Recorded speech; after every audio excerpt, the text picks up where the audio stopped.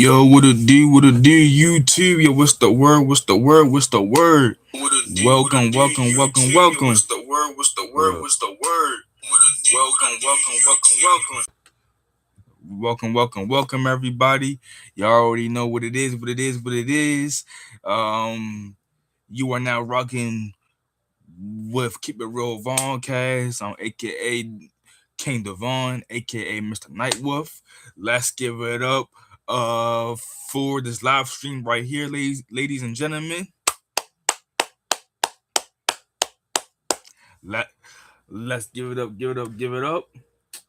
Um, yeah, and like I said, um, sit back, relax, and enjoy the show. Today we will be reacting to another horror video. Trust me, I'm gonna change it up. Don't worry. Trust me, I am gonna change it up. That's why I said y'all let me know inside the comments on what y'all want me to react to next and everything. Um and yeah, man. Yeah, like I said, just let me know what y'all want me to react to next. Um and I will surely react to it. I'm gonna probably change it to a try not to laugh challenge probably the next day I go live, so which is will probably be on Monday. I don't forget I always go live every 2 days. Um, and yeah, man. Y'all just stay tuned for it. Again, subscribe to my channel if you're new. Um, shout my channel out, promote it. I would truly appreciate it. My goal is to get to 1K subscribers. So again, everybody that's new, subscribe to my channel. Don't donate to me too because this is paid um y'all donate to me as possible and stuff like that. Um and yeah, I don't know what just happened, but the camera just froze. But it should be good. But without further ado, let's get right into it. We are gonna be reacting to another video. So, we're gonna be reacting to another horror, true horror, scary videos. So let's dive right into it.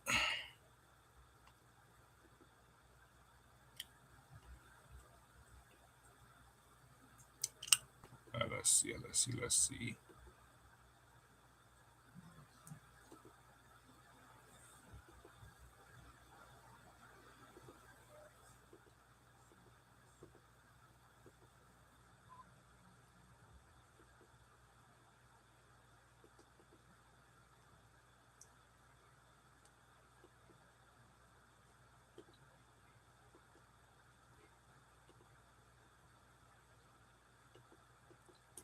I forgot like, how you do this shit.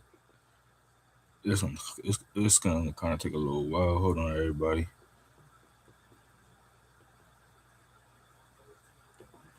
Okay, now I'm not. Oh, okay. I see now.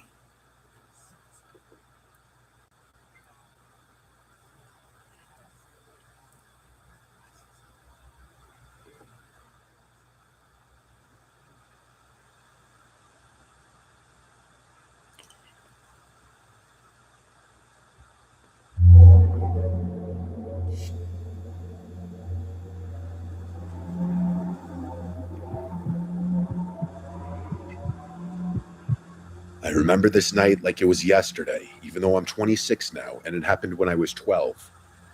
My parents left me home with my 18-year-old brother Zach for the night, and at first I was excited because it was just me in the big house, which felt like huge freedom at the time. Zach told me he was going out for a few hours with friends and made me promise not to tell mom and dad, which I agreed to because I trusted him, and also why wouldn't I want the place to myself? He would get in huge trouble if my parents were to find out, and he knew that. At first, I thought it would be fun to be alone, especially on a weekend night. I ended up in the den People where I watching. decided to watch a scary movie. At that age, while home alone, not the best idea, which I learned the hard way. I had never been home alone for this long before, especially at night. And honestly, halfway through the movie, I started getting scared. Not entirely because of the movie itself, but because of the way the house sounded. The random creaks in the floor, the wind brushing against the windows, even the fridge clicking on periodically. Every time the movie made a loud sound, I would flinch, and I would look over my shoulder to behind the couch to the half flight of stairs that led to the main floor, expecting to see someone there. If you're a producer who hates AI, this plugin might These change your mind. ads, This bro. is Come Reimagine on. in Co-Producer. You can take any sample you find and Eventually, I couldn't take it anymore, and I didn't know why I was subjecting myself to scaring the crap out of myself. I turned off the TV and ran upstairs to my room like a scared little kid running from imaginary demons that follow you the second you turn off the lights. When I got to my room, I went into the bathroom that connected both to my room and my parents' bedroom, where I brushed my teeth as fast as I could and tried to calm down. After that, I went into my room to play Call of Duty Zombies on my Xbox 360, thinking it would make me a little less scared. I played for a few hours, losing track of time and focusing on the game. Eventually, my team and I died on zombies, and I got frustrated. I decided it was late and I should go to sleep, though. Not long after that point, I felt the vibration of the front door closing, and I assumed it was Zach coming back. I lay there awake, listening to the sounds of my brother moving around downstairs. Which was odd, because usually when he'd get home, he'd go right upstairs to his room. But there were weird sounds coming from downstairs for too long, where it started getting unusual. They were subtle, little footsteps or indescribable thumps and thuds. I felt my stomach start churning a little. That stupid idea to watch that scary movie was really getting to me. I got up and went to the window to look outside, expecting to see Zach's car in the driveway where he usually parks, but it wasn't there. That's when the real panic set in.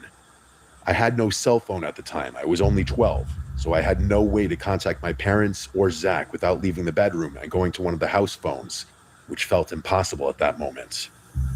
I quietly tiptoed to my bedroom door to confirm that it was locked, knowing that the lock could be unlocked from the other side with just a fingernail. I knew that if someone wanted to get in, they easily could. I looked around and decided the only safe place to hide was the small crawl-in closet built into the wall of my room.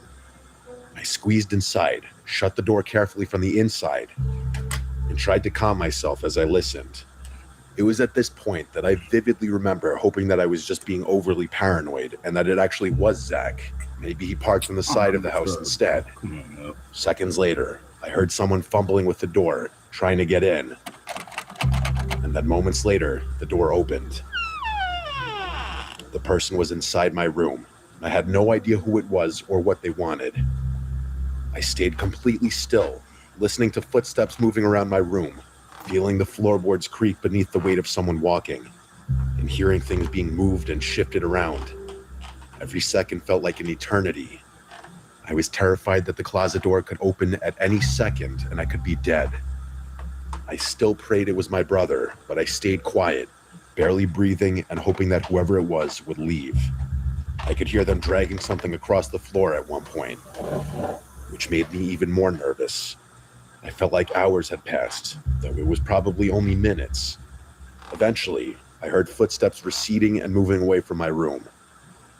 I stayed in the closet for what seemed like forever, likely 2 hours, until finally, I heard Zach calling my name from across the house.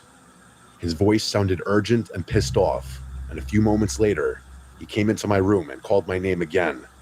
I stepped out of the closet, and the first thing he did was yell at me, asking what I was doing in there and what I had done to his room. It was this moment that confirmed to me that it was in fact not my brother who was in the house. I explained the situation as quickly as I could, still shaking and unable to stop my hands from trembling. Once he understood, we both got up and started looking around the house together. That's when we realized how bad it really was. Drawers had been pulled out. Some of our electronics were missing, including TVs and gaming consoles. It was clear someone had been through the house and had taken things that were valuable. Zach immediately called the police, knowing that this was serious, and we waited together, still on edge, checking doors and windows to make sure nothing else was taken. The police came and made a report, writing down everything that was missing and asking us questions about what happened. They told us they would investigate and that we should wait for our parents to get home. Around 4 a.m., our parents arrived. My dad was furious and went straight for Zach, smacking him square in the face for being such a careless idiot. Not only leaving me alone, but leaving the front door unlocked. My mom checked on me, gave me a hug, and told me she was just glad I was safe. Zach was forced to pay monthly rent from that point on to slowly pay back for all the things that were stolen and treated with extreme caution after that night. I, on the other hand, was not punished at all. I was just shaken up, terrified of what had happened, and the whole experience stuck with me for years. Every time I thought about it, I could feel the fear all over again, remembering hiding in that closet and hearing someone walking around my room, not knowing if I would make it out alive. It was by far the scariest experience of my life, and it has stayed with me, even now. Yeah. Bro, these ass, bro. I don't know why, yo. They EVE keep... Online is a vast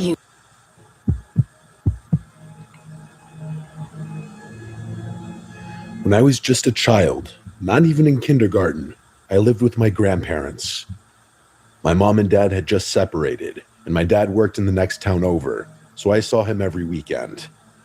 My uncle, my dad's brother, also lived with us, so I was rarely ever truly alone. I was always told to never answer the door for strangers. It was a small, peaceful town where everyone knew each other. We had a neighbor who visited often to watch hockey, wrestling, or join family barbecues. I'll call him David. He was friendly with both my grandpa and my uncle. He often drank beers with my uncle and helped my grandpa with yard work or truck repairs. If my grandpa came home with a moose from hunting, he and David would haul it into the shed together. One night, I was briefly left home alone. My grandma was at bingo and I'd called for a pickup. My grandpa told me he was going to get her and asked if I wanted to come. I refused because I was watching cartoons. He reminded me not to open the door for strangers. Then he left. As soon as I saw the truck pull away, the house got quiet. Only a few minutes later, someone knocked at the door. I ran up and asked aloud who it was, and I just heard David's familiar voice identifying himself. I told him that my grandparents weren't home, and he replied that he had just seen my grandpa leaving. I told him my uncle wasn't home either, and he said he had been talking to my uncle on the phone and knew he was out drinking at a friend's place. Then he asked to come in. I told him I wasn't allowed to open the door for strangers, and he insisted he wasn't a stranger since he was our neighbor and someone I already know. In my child mind, he was right, but I didn't understand why he would come over when my grandpa and uncle weren't there. I unlocked the door and opened it. David towered over me. He was obviously drunk, swaying, slurring, squinting with one eye. He stepped inside and put his hands on my shoulders as I backed up. I didn't feel alarmed yet because I had seen my uncle drunk many times. I told him he could wait in the kitchen while I went back to watch TV, but he would not let go of my shoulders. I tried to pull his hands off of me, but couldn't. His voice changed, filled with anger, and he said things that frightened me, though I can't remember the exact words now, only the fear that they put in me. He dragged me into the kitchen and grabbed a large knife. He pressed the tip against my belly and asked if I wanted to be stabbed. When I cried, he told me to quiet down or he would cut my tongue or my throat. Shit, that shit is dead. Yo, you was not about to cut nothing. Fuck is you talking about? Like, what? Man, I would've not went for that, bro. Man, who you gonna stab? Man, he was not gonna stab nobody. and I'm telling you that for a fact, bro. Like I don't know what the fuck is you talking about, or who you talking to be quiet before I stab you. Yeah, okay, bro. Joe, you was not stabbing shit. Simple as that. He dragged the dull side of the blade across my throat to show he was serious. Then I heard my grandparents' truck pulling in. Car doors closed outside. Relief flooded me, and I was about to scream for help, but David clamped his hand over my mouth. Thank you for the likes. Thank you for the likes. I appreciate it. Subscribe to my channel. My grandma entered. Her smile vanished when she saw him holding me with a knife. My YouTube she screamed for my grandpa to get inside immediately.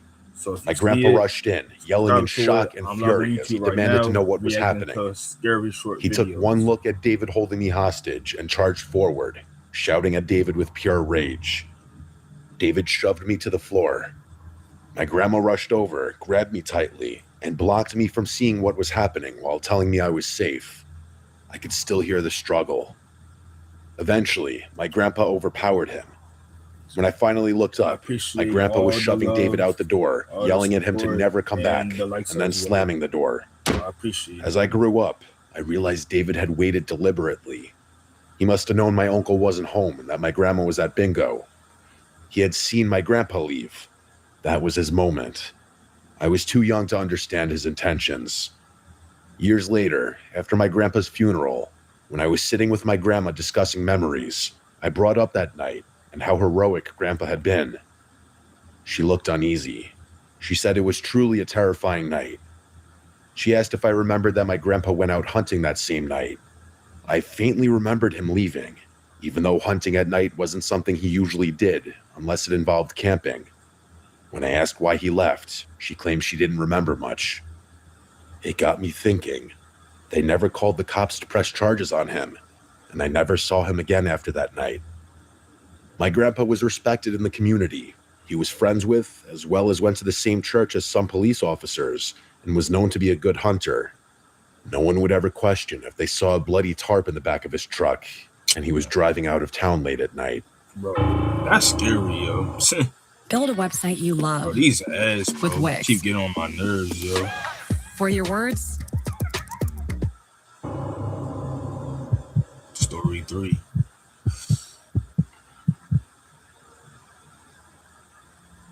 This story happened a few years ago during spring break in 2020 when I was 15. I was home alone one night while my parents were out of town. I was just hanging out in my room when I got a call from one of my mutual friends from school, who I'll refer to as Mason. I don't usually get calls from Mason, let alone texts or keep in touch with him, but I answered anyway. Before I could get a word out, he asked what I was doing. I told him I was just at home and wasn't up to anything. He then asked if he could drop off one of my buddies because he needed a place to stay for the night. This buddy of mine is someone I've known since third grade, who I'll refer to as Neil. I basically told him I didn't feel like having company over and just wanted to chill by myself. After hearing this, Mason practically begged me to let Neil stay at my house. I could sense desperation in his voice as he pleaded with me to let him drop Neil off. I was still reluctant at first, but then Mason told me he'd let me use his weed pen if I let him drop off Neil. After he said that, I caved and told him they could pull up. Looking back, I realized how dumb I was to let something like that persuade me, considering what happened next, but I was a stupid pothead at the time, so what can you do? Neil has always been very outgoing, almost with zero filter, and he doesn't care what others think about him. So when I heard from my brother and other friends the week prior that he had started acting really weird in his classes, I didn't think much of it at first. I asked my brother to elaborate, and he told me that Neil would sometimes start laughing or clapping out of nowhere, even if the classroom was completely silent, and he would sometimes say very strange things to people for no reason, like claiming the basketball coaches were Freemasons trying to convert him.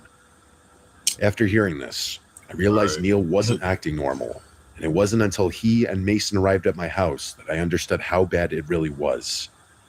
I met Mason and Neil at my front door and greeted them like any other day. I hit Mason's weed pen as promised and gave it back.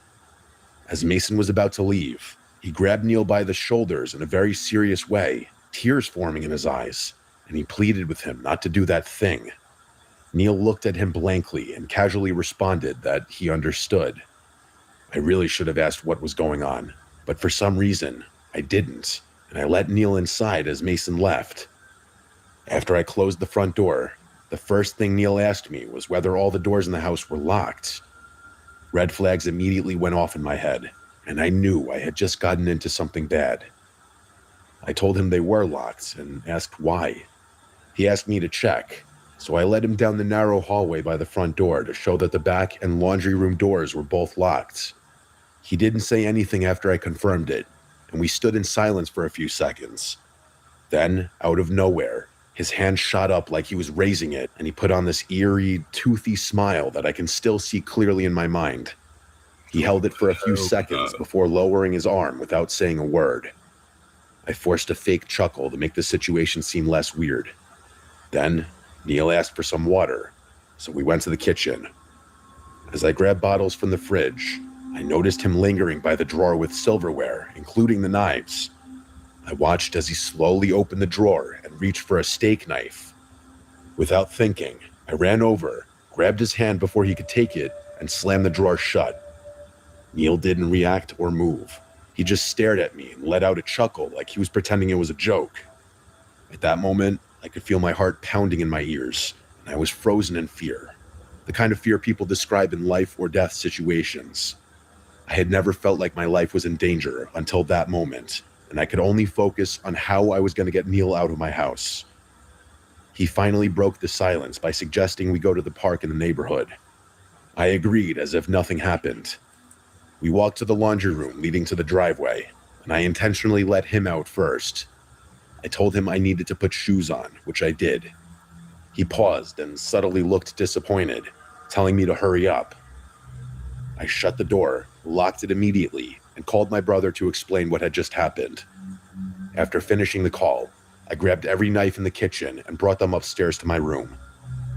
Keep in mind, I was stoned at the time, so my decision-making wasn't perfect, but I knew I needed to prevent Neil from forcing his way back into the house. My brother arrived with 3 friends in less than 5 minutes, and they met Neil outside. I stayed inside for a few minutes, nervous, then went out. My brother and friends were talking to Neil, who was rambling about the school's basketball coaches being in the Illuminati and claiming they would sexually assault the boys on the team to make them play better.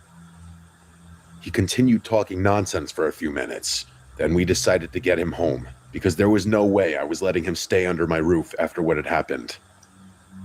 One of my friends eventually took Neil home, even though he insisted he couldn't go because he believed his dad was going to kill him. After all of this, I called Mason to ask what Neil had said to him that made him act that way, and Mason explained that during the car ride, Neil had been reading a manifesto claiming he needed to kill himself or someone else to prevent his dad from trying to kill him. Right. Mason had panicked and just wanted to get rid of Neil, which explains why he sounded so desperate to drop him off at my house earlier. After hearing this, I lost my mind and asked Mason why he would just dump Neil at my house without warning me, though I knew part of the fault was mine for not asking sooner. Later, it was revealed that Neil had taken drugs he shouldn't have, which triggered schizophrenic episodes and caused him to hear voices. About a month later, I told my mom the story, and she was not thrilled, to put it lightly. Needless to say, I avoided something truly horrific that night by being on edge when Neil entered the house, and I still think about what could have happened if I hadn't paid attention to him in the kitchen. Very something that is like so. I was 10 years old when this happened. My mom had gone grocery shopping that day, and she asked if I wanted to come. I remember making a big stink about not wanting to. It was a warm, sunny afternoon, and I just wanted to stay home and shoot hoops in the street. I told her nothing bad would happen, and she would only be gone for a couple of hours. She finally gave in and let me stay. As soon as she pulled out of the driveway, I grabbed the old basketball from the garage and started shooting around in the street where we had a hoop set up. I shot around for a while, doing little games with myself, pretending I was down by 1 with a buzzer shot. I was sweating a little from running back and forth, and at one point, I stopped to catch my breath. I bounced the ball lazily and looked around the neighborhood as I caught my breath. That's when I looked up toward the house. At the upstairs window, someone was staring down at me. It was only a shadow behind the glass at first, like someone was standing back from the sunlight. I stared for a good second or two before the shape shifted slightly, and I realized it wasn't some kind of trick from the sun. Someone was up there at the window, looking out at the street. None of my family was supposed to be home. My sister was at college, my dad was at work, and my mom was across town buying groceries. I dropped the basketball without meaning to. The window was my sister's room. The blinds were half open, and the figure was right behind them. I say figure because that's all I saw, no distinguishable features. I didn't know what else to do except run inside and see who was home. I ran around the side of the house and through the backyard gate. I burst inside and slammed it shut behind me. I yelled up the stairs asking who was home. My voice cracked when I yelled it. For a second, I didn't hear anything. Then a voice answered from upstairs. It said, "Brad, come upstairs." It wasn't my mom, it wasn't my sister, and it wasn't... Fuck no, fuck no, fuck no. See, that shit right there, but would definitely fuck with me big time. Like, bro, like, I'm trying to tell y'all. Like, if this happened to me, bro, it would be a whole different story for a fact. My dad. It was deeper than any of their voices, but not deep like a grown man trying to sound scary. It sounded like someone trying to sound normal. I didn't go anywhere near the stairs. I ran straight through the house, grabbed the house phone off the kitchen counter, and sprinted back outside as fast as I could. I called my mom and told her someone was in the house, and she didn't believe me at first. She told me that's not something to joke about, and she said that she was almost done shopping. But I started basically crying into the phone, telling her I wasn't joking, telling her I heard someone call my name from inside, and they're at the upstairs window. She finally believed me when I started sobbing and begging her to come home. She said she was leaving the store right now.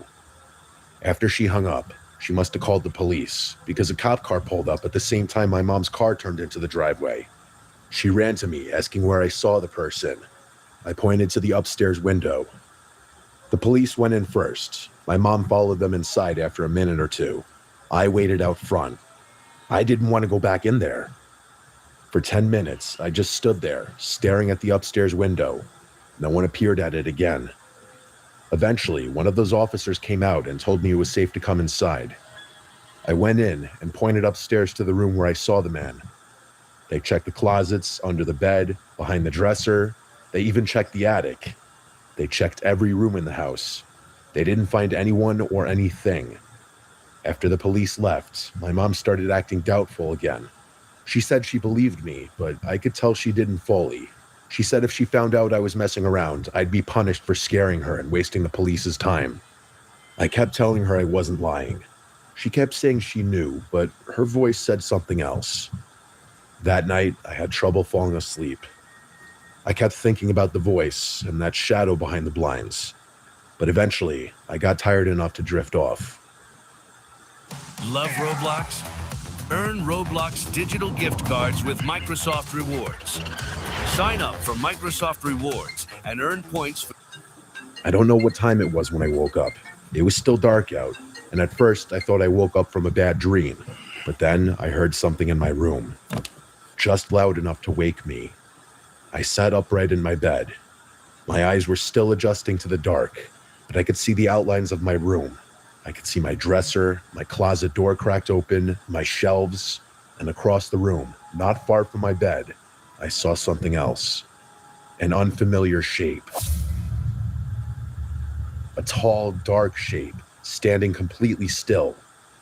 For a second, I thought I was imagining it, but then the slightest movement made me realize what it was. It was a person, a full-grown person standing in my bedroom. I didn't even have time to breathe. I just screamed. Woo-wee, woo-wee. That scared my heart right there. Like, I ain't finna lie to y'all. That just scared my heart.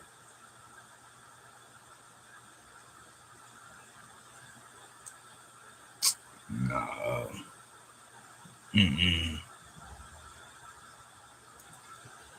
Yo, like, and bro, like, in the way how, like in the way how, like, it's standing too, or whatever, like, however the person's standing too, bro.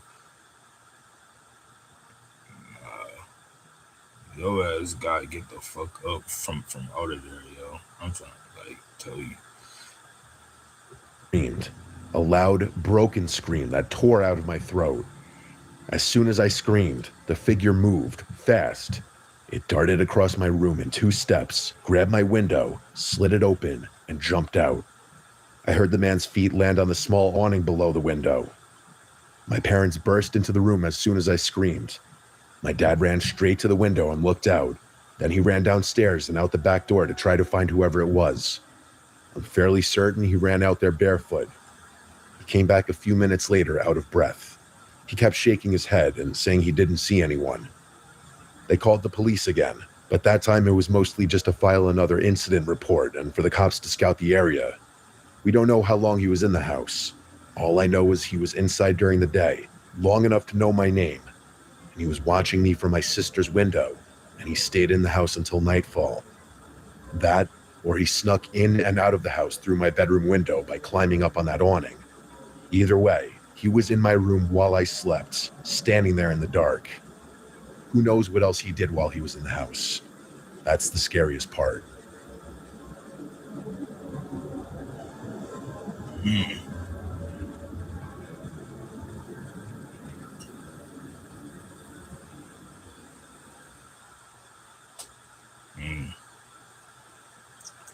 Oh, this is it says this video is unavailable. Alright, about to find another video then. Yeah, man, y'all let me know inside the chat what y'all thought about that horror video. We have got to the point where literally anybody can build a fully working app without knowing how. Like I said, y'all let me know what y'all thought about that horror video. Again, give me y'all thoughts on that. Comment down below. Again, tell me what y'all want to see me react to next, and I'll surely react to it.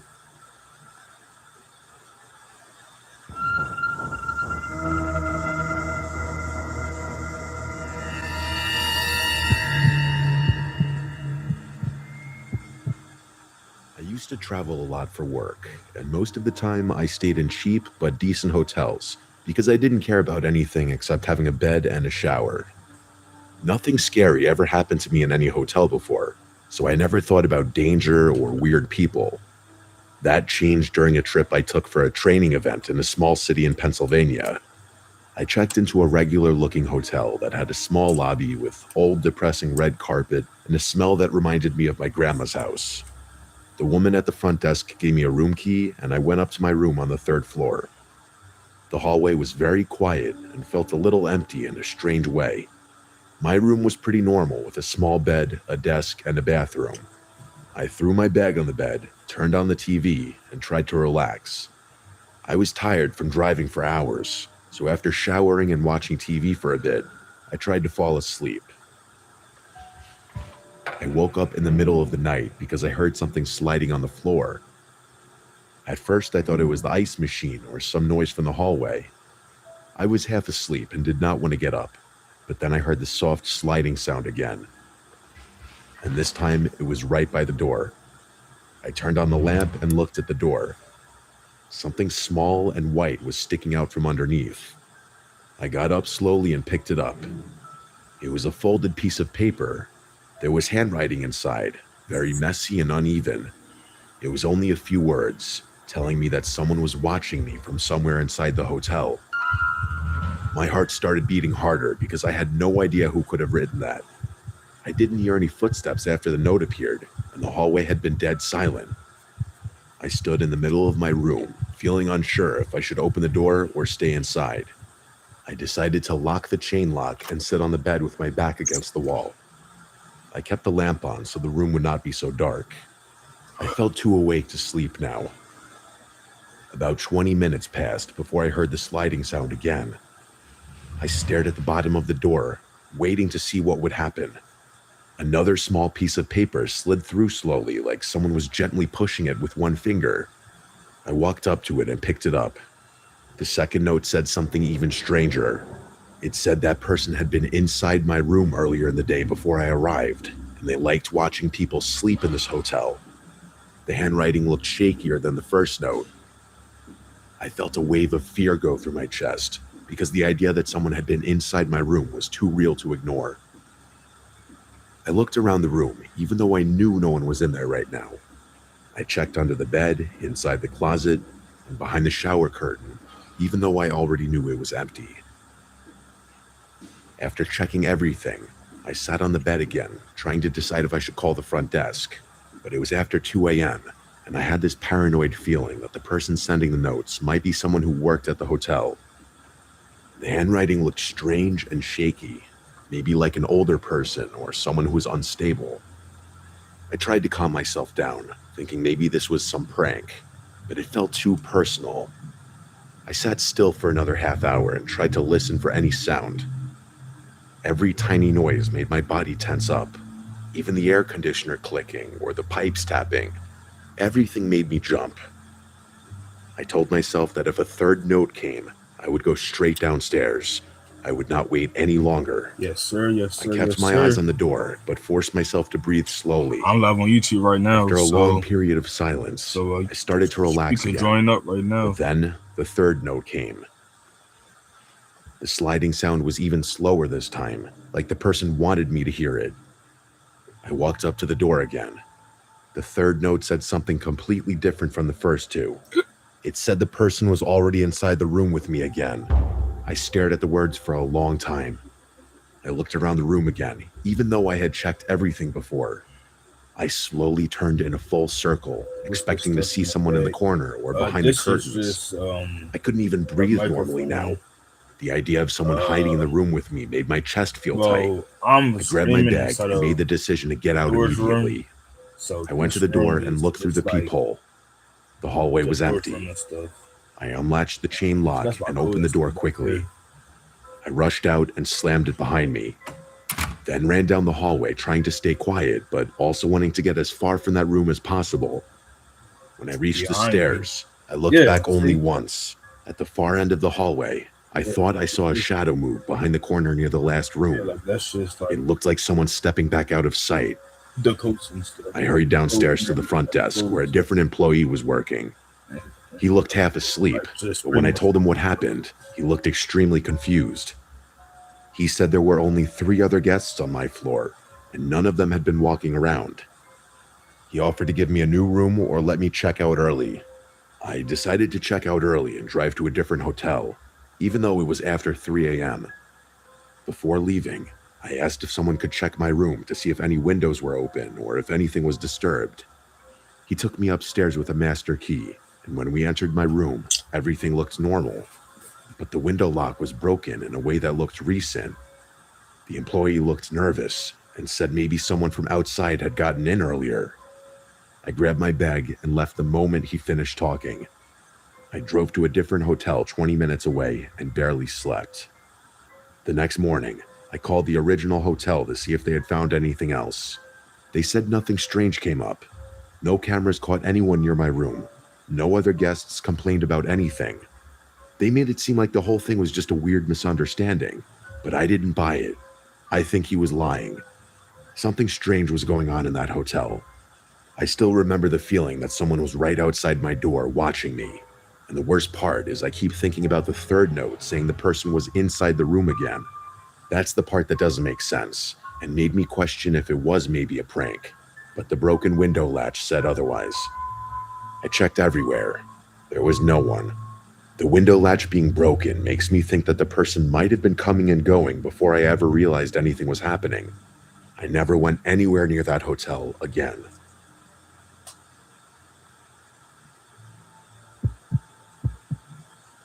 Picked a great main, but your voice doesn't quite match it? We have a fix. VoiceMod gives you over 150 lag-free real-time voice changers and unlimited soundboards.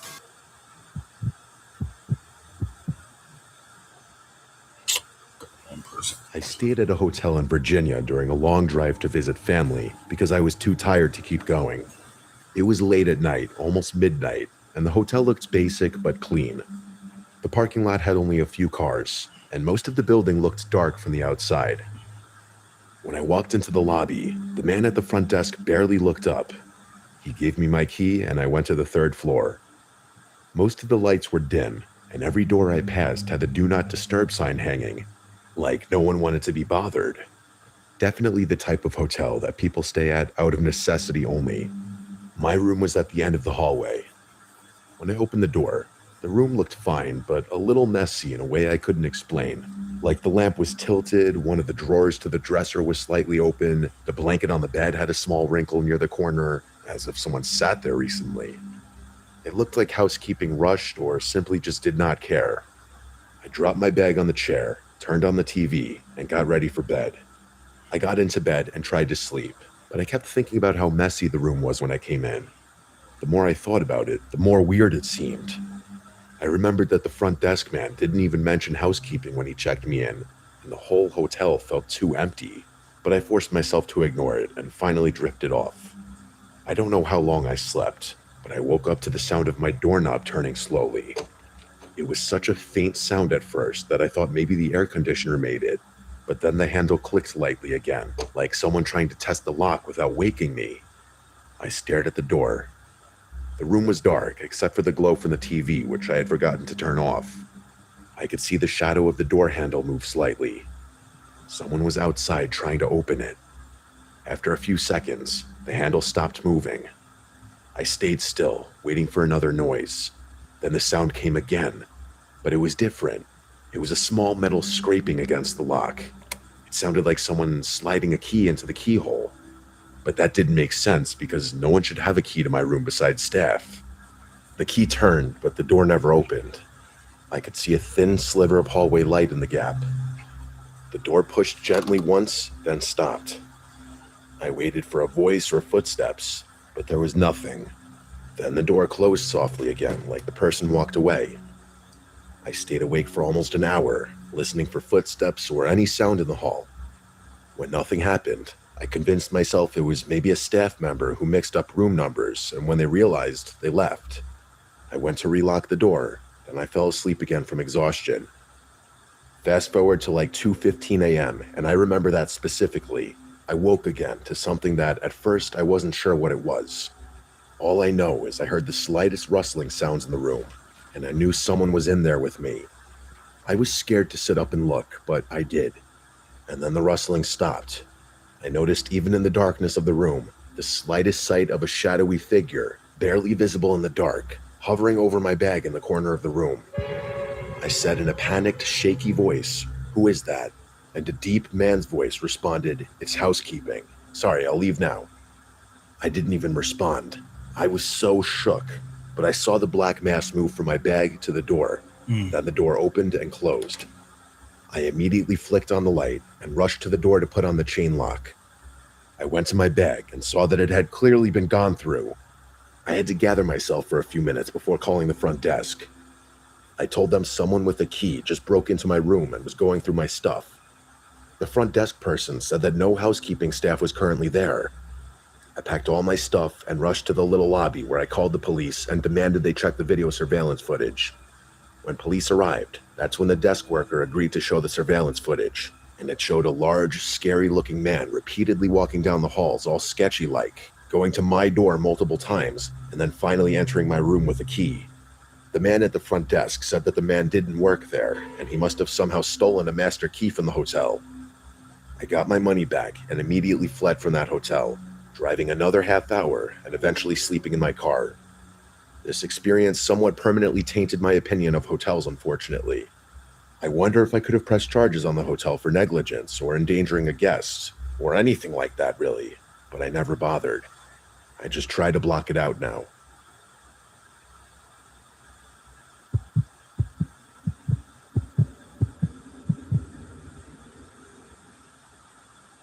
I used to work night shifts for a small delivery company, so on my off days, I would take short weekend trips alone just to get out of the house. During one of these trips, I stayed at a cheap hotel in New Jersey because it was close to a hiking trail I wanted to check out the next morning. The hotel wasn't terrible, but it had that old smell, and the hallways were too quiet, like no one else was staying there. I checked in during the early evening, and the woman at the front desk told me housekeeping had already cleaned all the rooms for the night. I didn't think about that detail until later when everything unfolded. My room was on the second floor, and the hallway light flickered when I walked to my door. I didn't pay much mind to how creepy the hotel was because I was just so tired, I wanted to eat, shower, and go to sleep. The room looked clean at first glance. The sheets were tucked in perfectly, but the pillow on the chair looked a little crooked. I fixed it without thinking and turned on the small TV. After relaxing for a bit and eating snacks, I got in the shower. When I came out, the bathroom mirror was foggy and the room felt colder than before. I brushed it off and got into bed. The room had a dark corner near the small closet, and I kept noticing it out of the corner of my eye. It made me feel like someone was standing there, even though I knew it was empty. You have it listen, you type it in, and then you go digging. You literally just drag it in, and it'll be... I fell asleep eventually, but I woke up sometime after midnight because I heard a strange, soft noise. It sounded like something sliding on the carpet in the corner of the room. I opened my eyes slowly and listened. The room was dim because the curtains were thin and some light from the parking lot came through. I thought maybe I was imagining things because I was still half asleep. Then I heard a quiet breathing sound, not mine, and it was coming from near the closet. I stayed completely still because I got scared instantly. The breathing was slow, like someone trying to stay quiet but struggling. I told myself it had to be the air conditioner, but the unit was on the other side of the room, and it made a totally different sound. I didn't want to sit up because I was afraid of what I might see, but eventually I forced myself to. Oh my God. I slowly pushed myself up on my elbows and looked toward the closet. Oh no. I couldn't see anything at first. It was just a dark corner. But then I noticed something that made my stomach twist. Yo. The closet door, which I knew I had left completely open after please don't checking it shoot me. earlier, was now Please don't slightly shoot. closed. Not fully, but enough that it looked touched. I stared at the gap and tried to listen. The breathing stopped the second I sat up, and that made me even You more sorted, scared bro. because it meant something or someone that's realized I was scary, yo. awake. I wanted to run out of the room, but I was frozen in place. After a minute of silence, I got up very slowly and walked backward toward the door while keeping my eyes on the closet. I reached for the doorknob, turned it carefully, and stepped into the hallway. The hallway was empty and felt even quieter than before. My heart was beating so fast I felt lightheaded. I went downstairs to the front desk, but no one was there. The desk phone was ringing like someone called the hotel, but no one picked up. I didn't know if I should wait or try to find someone else. I didn't want to go back upstairs alone. After a few minutes, the woman who worked the front desk finally came out of the back room looking tired. I told her someone was in my room. She looked confused and said housekeeping was gone for the night, and no one else had keys to guest rooms except for her and one older housekeeper who left hours ago. She offered to check the room with me or move to another, but she seemed so calm that it made me doubt myself a little. I asked her to come with me back to the room just to check. We went upstairs together. I expected to see the closet wide open or something messed up, but when we entered the room, everything looked normal. The closet was fully open again. The pillow on the chair was straight. Nothing seemed touched, even though I knew something had changed earlier. The woman checked behind the curtains and in the bathroom and under the bed, and she found nothing. She said maybe I had a nightmare or woke up confused, and honestly, this kind of offended me, but I didn't want to argue with her because I was tired and embarrassed, so I decided to switch to another room down the hall. She gave me a different key and left me alone. I moved my stuff to the new room quickly and locked the door. I checked every corner twice before lying down again. I tried to sleep, but the fear kept my eyes open. It was only around 1 a.m. and the night felt never-ending. I kept listening for anything strange. After about an hour, I finally started drifting off when I heard something that made my entire body turn cold. It was the sound of a housekeeping cart rolling down the hallway very slowly. The squeaky wheels echoed down the hall. The problem was that it was way past housekeeping hours, and the woman at the front desk said no one else was working. I sat up in bed and listened. The cart's wheels stopped right outside my new door. I didn't move. I held my breath for a bit so I could listen. Then I heard something worse. I heard someone else breathing right outside the door, and it sounded exactly like the heavy, slow breathing I heard from inside the first room. It went on for almost a full minute. I wanted to run or call someone, but my phone was across the room on the desk, and I was too scared to move. Then I heard a gentle knocking sound. Not with knuckles, but like someone pressing their palm against the door softly. They were feeling the door, not knocking. Eventually, the breathing stopped and the wheels squeaked again as the cart was pushed slowly down the hallway. I got up after a few minutes and looked through the peephole, but the hallway was empty. The cart was gone too. I checked my phone and thought about calling the front desk again, but I felt like they would think I was crazy. I locked the chain on the door, pushed the chair against it, and sat awake for hours. I kept thinking about the first room and the breathing. I tried to convince myself it was just someone on my floor messing around. Early in the morning around sunrise, I finally left the room and went downstairs to check out. The woman at the desk was gone, and a man was there instead. I told him what happened, and he gave me a strange look. Then he said something that disturbs me to this day. He said they had not had a housekeeper on staff for the last week because the woman who used to work nights just stopped coming in. He explained that either he or whoever else was on front desk duty would have to clean the rooms in the meantime. He seems like there was something he was hiding from me to save face for the hotel. I asked him if the missing housekeeper had keys to the rooms, and he said yes, she did. I left immediately after and did not look back at the hotel. I kept thinking about how that woman at the desk said housekeeping had already been through all the rooms earlier that evening, even though no one had been hired for a week. I don't know if she made that up or if she actually thought the missing woman had done it, but the breathing I heard in the room and outside my door sounded too real, and the way the closet door moved on its own still makes me feel sick. I think someone had been hiding inside that room before I ever arrived. I think they were still hiding somewhere in the hotel while I slept.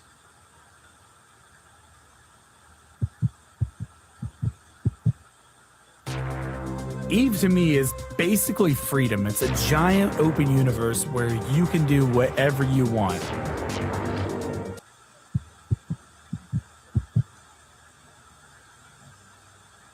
I work as a house person at a hotel. It's a mix of maintenance and housekeeping. My job is to mostly help the front desk, which mainly involves me fixing guests' appliances and bringing them supplies. Another one of my jobs is to keep our pool clean and stashed with towels, which is relevant to the story I'm about to share. This took place in summer of 2023. My boss hired a new front desk worker, which for privacy reasons, I'll call her Brianna. She was working the night shifts, so I had a schedule change to help her on nights. It was a Wednesday night, so for our hotel, means it was a dead night, basically no check-ins. Me and Brianna mostly just chatted for the night while we did our stuff, which led to me going to our pool. For a guest here, if you wanted to go swimming, you had to fill out a form which basically gives you all the rules, and you'll be handed a pool key. Our managers gave us employees master keys that can get you into basically anything in the hotel. I clicked the key onto the lock, and the pool door unlocked, allowing me to head in. The pool has a storage room, which we stash towels, and also other stuff like chlorine and whatnot. I opened the storage room and grabbed towels, since I saw there was little to none on the rack. As I was bending down to grab one more towel, I heard something hit the water. I actually jumped because it startled the hell out of me, and it caused me to drop the towels. I rushed out back to the pool area and saw one of our lifesavers floating on top of the water. It was so bizarre because there was no way this lifesaver could have been in the water without having been tossed into the pool. I looked around the pool to see if someone had entered, but there was no one in here except for me. I pulled in the lifesaver out of the pool and quickly got back to putting towels out and left. I was weirded out for sure. I asked Brianna, who was at the front desk, if anyone went to the pool, and of course she said no. I didn't want to bring up the weird incident that happened since she was new and I wanted to give her a good impression of not sounding delusional. The night went on and nothing happened until around 9:30 p.m. I grabbed a maintenance slip and read what the problem was. Room 324's toilet wasn't working. I trotted my way up to room 324 and let myself in with the key. When you open the door, immediately to the right is the bathroom. If you walk straight past the bathroom, you'll find 2 beds on the right side of the room. I headed right towards the toilet and lifted the lid up to fix it. There was no one in the room since Brianna told me the guest wasn't arriving until Friday. While I was adjusting the valves and flapper inside of the toilet to see what wasn't working, I felt the temperature all of a sudden drop. I stopped what I was doing and stood there, feeling the hairs on my arms slowly raising up. The hell?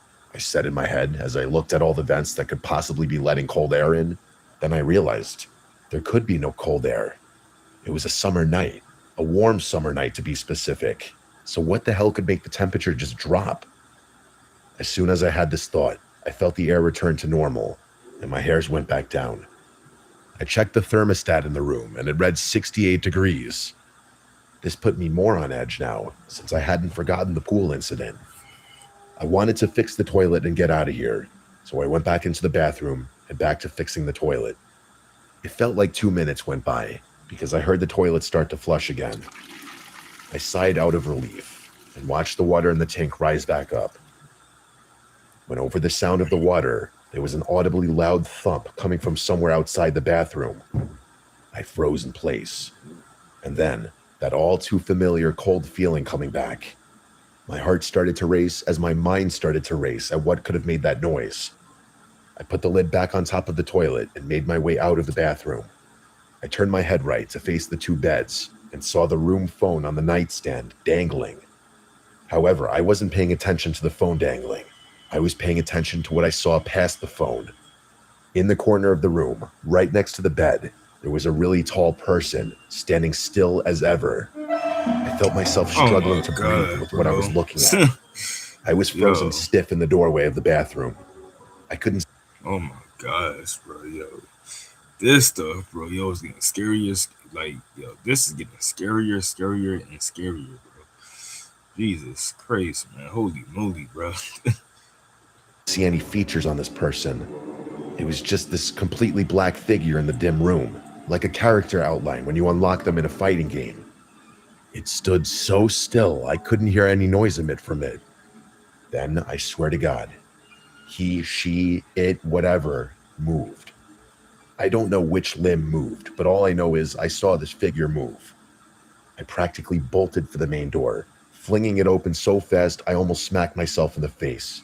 I closed the door and rushed back down to the first floor where Brianna was at the front desk.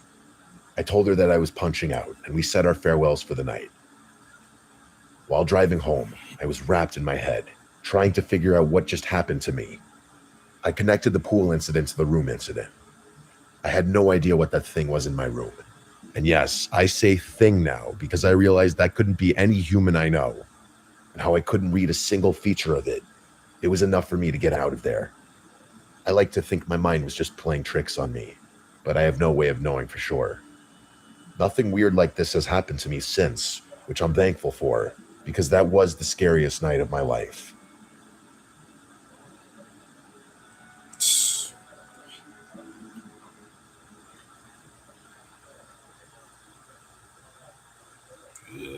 I know, yeah, bro, like stuff like that, bro, is really scary, bro, for real. Like, I ain't finna care. Like, bro, like shit like that, for real, bro, is really, really fucking scary as shit, bro. Like, I ain't finna cap to you. But that's gonna wrap it up for this video. Thank you to everybody that's been joining. I'm gonna start sharing my screen. Yeah, like I said, thank y'all, for everybody, that joint. I appreciate all the love, the support. Keep supporting my channel. Stay subscribed. Keep watching. Keep subscribing. Keep joining. Give me all the support. I truly do appreciate it. This is still, my journey. So I'm gonna continue, this streaming journey. So hopefully, this year, I kind of blew up a little bit. Yeah, like I said, we just gonna keep going, and we is not gonna stop. So again, thank y'all for joining. I truly do appreciate it. Make sure y'all keep it real. Make sure y'all drop down inside the comments on what y'all think of this video. Y'all let me know what y'all want to see me watch next or react to next. And I got you. All y'all just gotta do is just let me know. And I got you for sure. But yeah, thank y'all for joining. And I will see you all on Monday. So keep it real to you, keep it real to me, and maybe we never disagree. But if we do, keep it real to you, keep it real to me. Thank y'all for joining, and I'm out.